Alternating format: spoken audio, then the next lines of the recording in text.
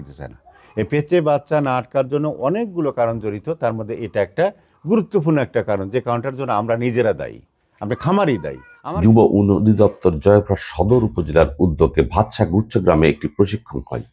সেখানে এক নারীর প্রশ্নের উত্তর দেন জয়পুরহাট জেলা কৃত্রিম প্রজনন কেন্দ্রের উপপরিচালক মহোদয়। থেকে উঠে দেখি আমার গরু হিটে আসছে, তাহলে আমি গরু গাভীকে কত ঘন্টার মধ্যে, কত সময়ের মধ্যে মানে গরুটাকে কৃত্রিম প্রজনন করব। উনি একজন খামারি, সকালবেলা গোয়ালে গেছে, যা দেখতেছে ওনার গাভীটা হিটে আসছে। তা এখন হিটে আসার ক্ষেত্রে বলা হয়েছে যে একটা গাভী হিটে আসছে যখন থেকে, ওখান থেকে শুরু করে 12 থেকে 18 ঘন্টার মধ্যে বীজ দিতে হবে। হিটে যখন আসছে তখন থেকে শুরু করে 12 ঘন্টা পরে, 12 ঘন্টা থেকে 18 ঘন্টা, অর্থাৎ এই 6 ঘন্টার মধ্যে বীজ দিতে হবে। এখন উনি ভোর 6টার সময় গিয়ে দেখেছে যে গরু হিটে আসছে। আসলে কি ওই সময় হিটে আসছে? হিটে তো আরও তো 1-2 ঘন্টা আগে আসতে পারে, তাই না? তো এই ক্ষেত্রে আরও 1.5-2 ঘন্টার সময় একটু প্লাস ধরে নিতে হবে আমাদেরকে। বোঝা গেছে?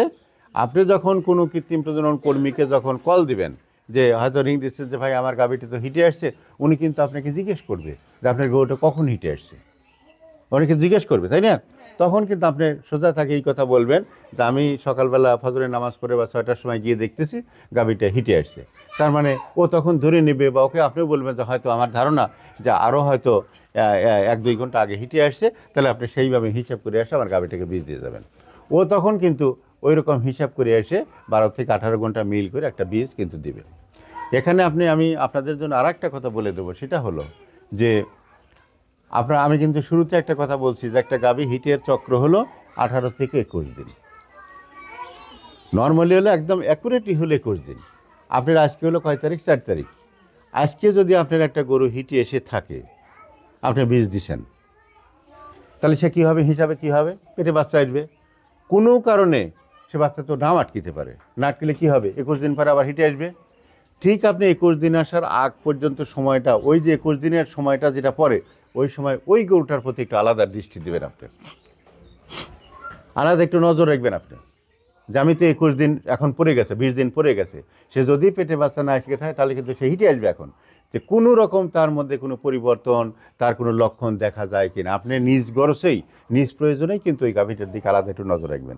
নজর রাখলে কী হবে?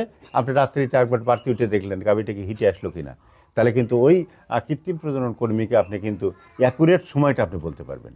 আর অ্যাকুরেট সময় বলতে পারলে কি হবে? অ্যাকুরেট টাইমে এসে কী করবে? বীজটা দিতে পারবে। আর অ্যাকুরেট টাইমে বীজটা দিতে পারলে কি হবে? আমাদের গর্ভধারণের হারটা বেড়ে যাবে। আমাদের কিন্তু প্রচুর পরিমাণ কমপ্লেইন্ট আছে মাঠে যে স্যার কৃত্রিম প্রজনন করাইছি, কিন্তু 3বার 4বার করাচ্ছি, কিন্তু পেটে বাচ্চা আটকিতে চায় না।